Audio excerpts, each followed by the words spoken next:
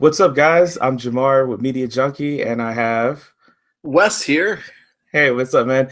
We're just going to do a reaction to the biggest movie of the year, possibly Spider-Man Homecoming. I'm sure a lot of people have seen it by now, and we just wanted to share our thoughts on it.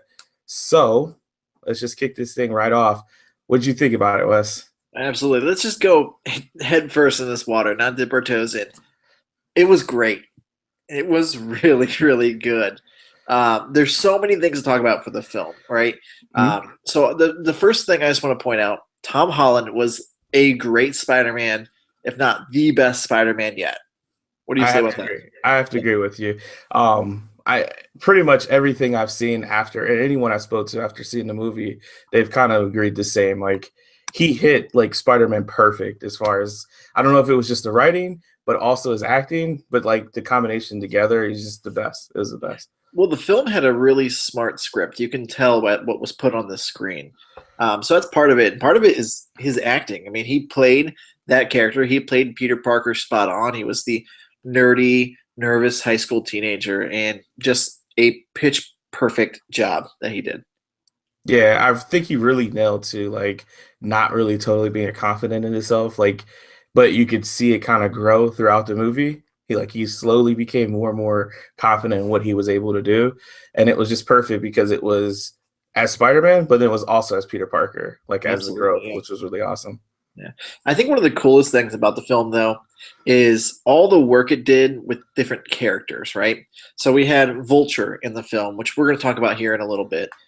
Shocker was in the film. Technically, two of them were in the film because Yeah, one, disintegrated. Spoiler yeah. alert. Scorpion was subtly in the film, just, snuck in without you really knowing. And then you're like, oh, wait a minute. Tattoo on the neck. Tattoo on the neck and then the name at the end. Tinkerer was in the film. There were hints that other people in the film, they're building a universe in this one film already, but they didn't shoehorn it all in. It felt natural. Like it was great. Yeah, it was sort of like was it the Amazing Spider-Man 2 when it had like Shocker and uh Electra. yeah, or Electro, and what was the other? There was one other, was there one more other villain? Oh, There Rhino, was he came in at the end. right on there was Goblin. Yeah, Goblin, of course. But it was like that movie there, they sort of basically attempted to do the same thing, to have like all of these different like villains, which is kind of how Spider-Man normally is. Like he's normally fighting maybe one or two people or something like that, like throughout like a comic or something. But like this movie did it without like putting it in your face. Like there was the villains there, but it wasn't like, hey, here's a villain, check this out. Hey, we also have him. It was just a subtle touch to it, which I thought was really smart. Yeah, absolutely. It's the exact opposite of Batman v Superman. Like instead of just fucking Yes. throwing all at you, like, haha, have fun.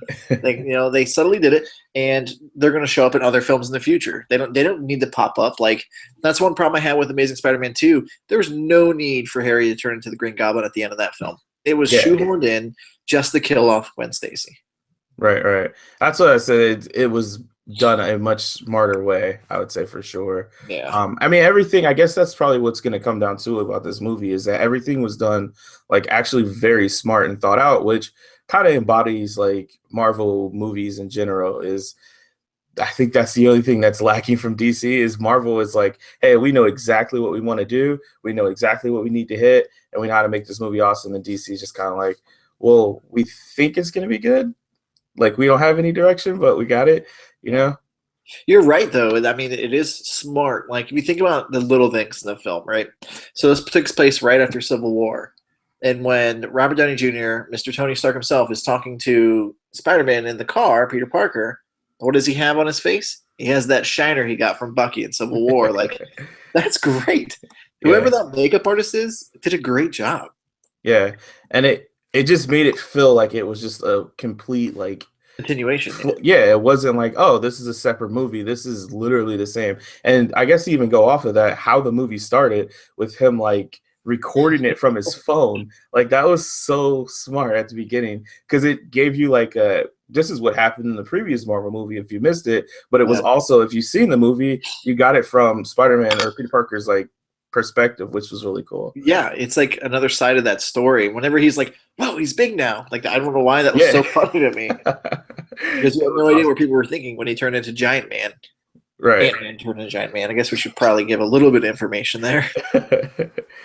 One thing that was nice to see was Happy back, because I always thought Happy was a really funny character because he just gets picked on all the time.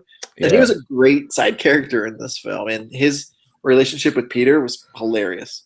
Right. It's kind of funny because he almost was like the stand-in for like Tony Stark, like like Yeah. it really felt like he was just I don't know. I for certain points I thought like, man, they just didn't want to have like to pay Robert Downey Jr. this much money, so they kind of have Happy in there. But I was cool that he was there because he was pretty funny.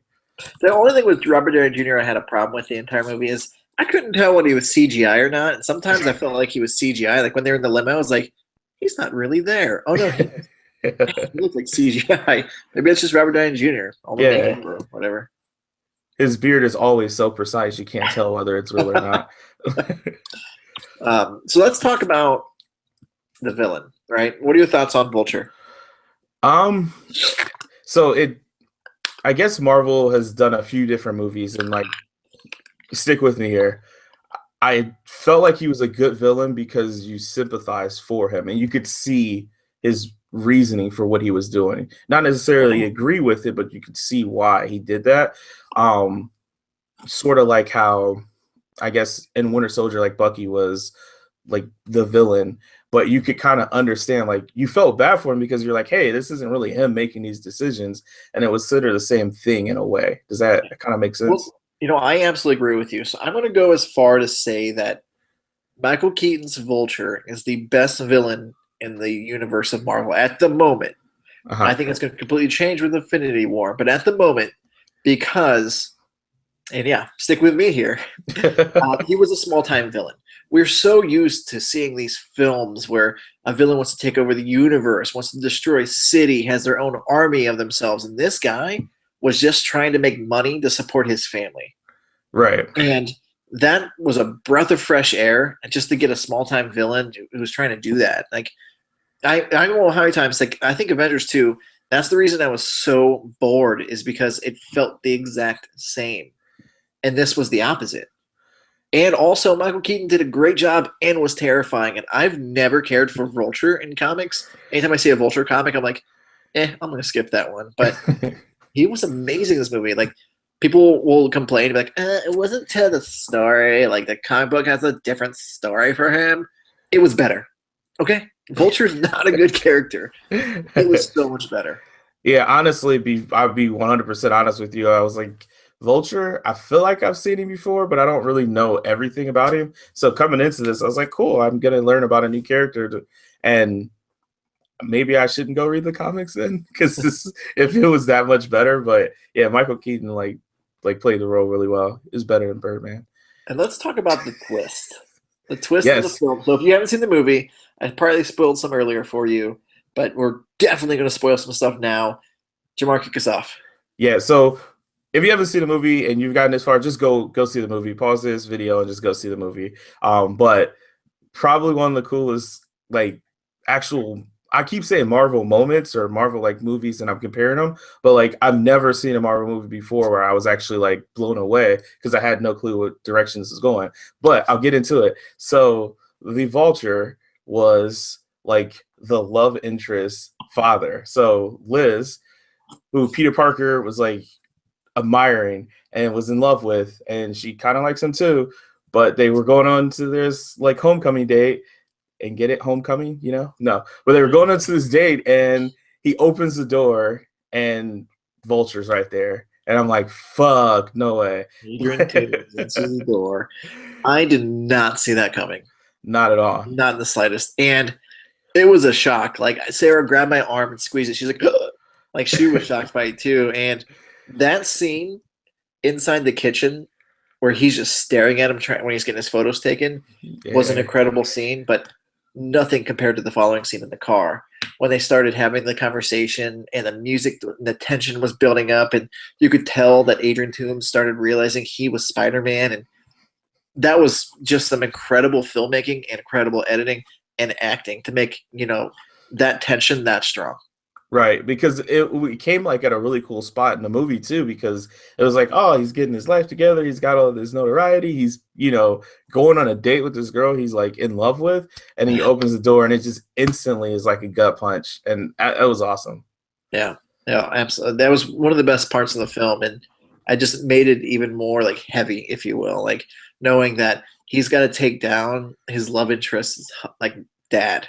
Right, which again, it just this is I guess let me say this to me this movie was the best Marvel movie pretty much hands down, like in my book, just because it gave you like a reason to actually care about the villain. Like you said, he's the best Marvel villain at this point, but it gave you a reason to care because like the emotional connection with like Captain America and Bucky, they're like, oh, that's cool, that's cute, but like to see like what was at stake in this movie, which you already said was like a small time villain, like Yeah, he wasn't taking over the world, but you felt like Peter Parker's world was ending, and yeah. that was awesome. That was awesome. Like when he was crushed underneath all the rubble and like the air Yeah, conditioner.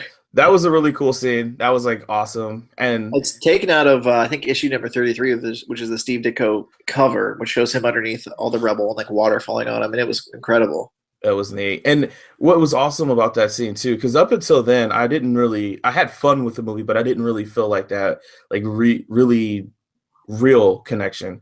But like when he was underneath and he just started screaming like for help, like is Yeah, somebody here, like help me, you realize like this guy is he's a kid. he's a Like, kid. yeah, and he's scared right now. Like the only thing he couldn't say is like, Mom, Dad, where are you? Like that was pretty deep in the movie. Like, and Yeah, it was actually kind of dark to me a little bit. very. Yeah, I also agree with you that this is one of the best Marvel films. Like I've always thought, and always had Guardians of the Galaxy up there as my favorite Marvel film because Guardians was so unexpected and Guardians was just a blast. But this film is different. It's different than all their films. It's so small compared to the other films, but yet so big. Right. Well, and to even compare it to Guardians, like when I left from Guardians, I had that I don't know, that feeling like, wow, everything was put together so well. And it was like you said, it was sort of a small thing. Like Guardians 2 was like, oh, we gotta protect the entire Yeah. universe and galaxy. But like Guardians had that small vibe to it, but at the same time, I guess I never felt like, well, maybe they don't maybe they won't save the world. But I like knew like, oh, they're gonna get it. But like at the end of this, like I really thought like, are they gonna make it to where just Spider-Man kind of like fucks up and Iron Man has to come in and save it again, and it just ends like he never resolves anything? And Yeah. but it I don't know, the way it was done to me was by far it took everything that every Marvel movie has always had, like the tropes of like comedy and seriousness, but it just tightened it and made everything better. Yeah, absolutely. Um, so earlier you mentioned you had no idea where it was going, right? And that's Mhm. because the best thing about the film is that the trailers gave nothing away. Like the Yeah, trailers showed essentially like the Avengers initiative and how he's going to be like try out for Avengers and Robert Downey Jr. But you knew nothing of the story. You knew Vulture was the bad guy, but you didn't know why. right. And I'll go that ahead. kept the movie fresh and fun and exciting because you had no idea. Right. I will totally agree. Like, I mean, I've done this in a lot of movies before when you see the trailer, but I kept thinking, all right, when he gets to the boat scene, that's going to be like towards the end of the movie. But once that happened, it was like, oh, wait, there was still more. Like Yeah. it was a surprise to me for sure. Yeah, I want to talk about Karen for a second. When he takes out the training wheels protocol, Yeah. Karen was hilarious and had some of the best moments in the film. Like when he saves all his classmates and Karen says, kiss her. Yeah, kiss her. And it was funny because it was like kind of like, Tobey Maguire and Kristen Dunst or whatever the fuck her name is. Sorry, I keep cussing. She says, so it's okay. No, Um, the movie all around is fun and generally funny, which all the Spider-Man films always had a sense of humor to them, but nothing like this. Like the writing and the humor in the film is so sharp and right. spot on. And we can't mention humor without mentioning your boy Ned. He was hilarious, man. He was so hilarious. Like just as soon as like he was introduced as the character and he's holding like the Emperor behind him with the Lego piece, and it's like that's a perfect like because that is exactly what like if you had a little nerdy friend, which we would probably that guy. Like, Yep. you want to go build Legos tonight? Like heck yeah. Yeah. It was Like awesome. I installed a screen door today and I had to build things and I had my neighbor over and I was like, I'm not used to this. Like I'll go build some Legos. 'Cause I'm not used to building things. So yeah, that is us. You're right. Yeah, it was awesome. I thought he was a really good character. I think that's a good like thing to just say like overall general like I think you mentioned earlier the characters were just great. Like there isn't really any character that I could have done without. Like if I was like just get rid of them. Yeah. Um, everybody just had their own like small part. Like Hannibal Buress is the gym coach. Like It's so fun. was he like completely necessary? No, but it was just perfect that he was there. What's that line that he says in the gym room? Like, or the gym is like, pretty sure he's a Oh yeah, terrorist he's now. yeah, enemy of the state. I mean, dude, it was so funny. But I gotta play this video anyway, so go ahead. And I like how everyone is nationality is different than previous films. Like Flash isn't that, football player, Oh blonde yeah, hair, muscle idiot. Like I like that because it keeps it fresh. It keeps it new. It's exciting. And like Michelle is going to be our MJ. So there's no Mary Jane Watson in the film. Maybe she'll come in a future date. But and what's that right. actress's name? Zendaya. Oh, Zendaya, yeah, for MJ, Michelle, She yeah. was she was hilarious through the entire film. Like when she flicked him off at Homecoming, that was hilarious. um, what I wanted to mention too, like you mentioned Fresh a couple times, and it just popped in my head. Yeah. It didn't redo the entire origin story of Spider-Man, which was absolutely amazing. Like we didn't need that. Like everyone knows who Spider-Man is. Like unless it'd be hard to find one person who doesn't know who Spider-Man is. So you didn't have to go through the whole origin story of him being bit and all those different things. It was just like he's already Spider-Man. This is the world he's in. Here you go. That was Yeah. awesome.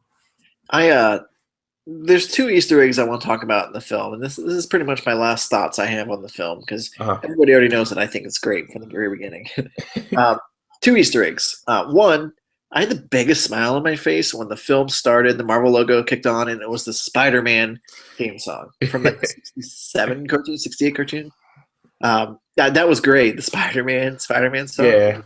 I don't know if you picked up on that. Yeah, I did. I nudged Kristen and I was like singing it like dun, dun, dun, dun, dun.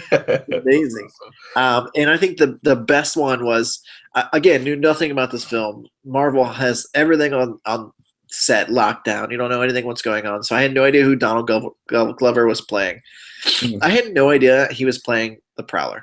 Yeah. He's not the Prowler yet. And I had absolutely no idea there would be a reference to Miles in this film. Right. And that like it wasn't like one of the references like, oh yeah, we know you guys know who that is. It was like he's in the universe. Like he may not be in it right now, but like he's got some growing up to do, but he is in the universe. Like that's awesome. Absolutely. I mean, he says, I have a nephew that lives here.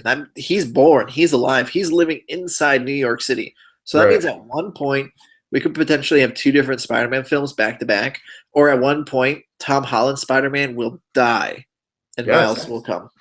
So all we have to say at this point is Sony, don't mess this up, Sony. Please don't mess this up. Don't mess it up, Sony.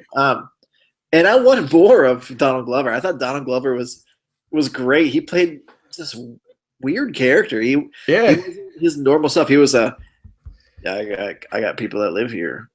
And when he shoots the web on his hand for 2 hours, yeah, he's like, you got to get this off, man. I got ice cream in the car. It's like, oh, you're a criminal. You deserve this.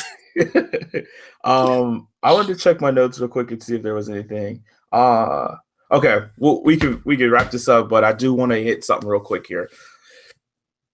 When I left the movie theater, and I think this was like, I love the movie. I'd highly recommend it. If you don't see this movie, you're absolutely insane. But when I left the movie theater, I didn't have the same feeling as I did when I left Logan. And I don't know if that was just because, I don't know, I grew up with both characters, but if it was just because I knew that like this was kind of like it for like Logan or like Wolverine in general, or I Well, don't how did know, you feel but when you walked out? so like when I was talking to you, obviously after we were texting, after we seen the movie, and I'm talking to Kristen, and it was just an overwhelming feeling. Like obviously I got like cheesy, I was like teary eyed. I was just like I couldn't talk about the movie and talk about certain scenes without like welling up and being like overly happy and excited that we got like a Wolverine movie that I've always wanted to see. But then when I left for Spider-Man, it was like, yeah, I would definitely go see the movie again, but it just didn't have that same excitement. So I don't know if it was because I expected it from Spider-Man and I didn't really necessarily know what I was getting out of Logan, or did I like Logan more? I don't know. Like I'm conflicted. Here's the deal. If this was a Spider-Man film with the same character, so Tom Holland, right? Uh-huh. 15 years later, 16 years later, and it was the one where Spider-Man dies. The Sinister Six is in it, and they destroy him, and they kill him, and Miles has to come save the city. Uh-huh. You would have felt the same way. Yeah, that's But this maybe what is it this is. is the first. Right, So think right. of this as X-Men 1 or X-Men Origins Wolverine. Just not as, Yeah, I was gonna say, awful. please don't think, Not don't as remind me. awful, but think of it like that. Yeah, I Same guess thing. that's a fair point because I feel like those two movies are like, and I mean, they obviously they didn't even. I don't. The Logan not even. It's been almost a year, right? Like Logan came out last year, or am I No, it crazy? came out a few months ago, March. Oh my March god! 3rd. Oh my god! Okay, Yeah, 4 okay. months So, ago, God. oh my goodness. But yeah, so that movie is gonna be compared. That's gonna definitely be like, you had this rated, definitely hard rated R movie, and then you had this, happy go lucky, I don't know, PG-13, I'm assuming. Well, this is essentially like a teenager comedy. Right, right. And that's what I wanted to just say though, like to make the comparison, even though I didn't feel the exact same way at leaving it, but I think you made a really good point. Um, this movie though is like the Logan for Spider-Man, if that makes sense. It's not like a rated R version of Spider-Man, but like it really shaped the character and it got the movie that Spider-Man actually deserved. Not to say that the other Spider-Man movies were trash. I just think that like this is what Spider-Man deserved. Like this is what a Spider-Man movie should be. Just like how I felt like that's how how I see where you're Wolverine going with that should have because the had. other two Logan films weren't very good. Right. Well, that and Well, like it wasn't like Wolverine is a just a brutal character by yeah, nature, and we never got to see him actually that was a play true that. representation of Wolverine. Right. And just the same way as Peter Parker's not like this, super aggressive guy, and Spider-Man's like this, fun loving neighborhood Spider-Man. Yeah, I mean, he leaves notes that say, "Don't steal this bike." Right, exactly. So it was just a perfect movie for them. Like I'm glad they both got their own separate movie, but I still think I like Logan more. I can't believe it wasn't a year ago. God, that's insane. My life is going by too fast. Or too slow. No one knows. I'm just stuck in a time warp. Um, yeah, so I guess we pretty much summed it up. If you want to go see the movie or you're on the fence at this point, I don't understand how. Just go see the movie. But if you also haven't seen Logan, sorry because we spoiled that.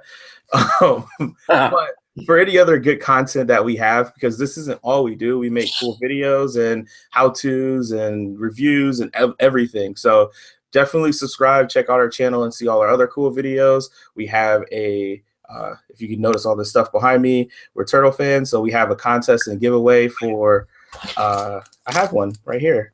This guy right here, you can win this for free. Go ahead and check out that video and figure out how to do that. Do you have anything else to add, Wes? I mean, if you saw Spider-Man: Homecoming, put a comment down below and tell us what you think, because we reply to every comment. Jamar and I do, and we'll respond back to you and kind of talk, hang out, be friends. Shoot shit. We like to talk. Yeah, we're talkers. With that said, don't forget to follow us on Twitter at Media Media Junkie Junkie Vids. Vids. Yeah, there we go. And then hit us up as well on Facebook if you like to talk there instead of YouTube comments. That's on the official Media Junkies. No S. No S. Media Junkie. All right, there you go. You can tell I'm so good at this. But other than that, I really enjoyed the movie. Wes enjoyed the movie. We enjoy making these videos. So stay tuned for more. That's all I got. Cool. That's all I got. Bye, guys.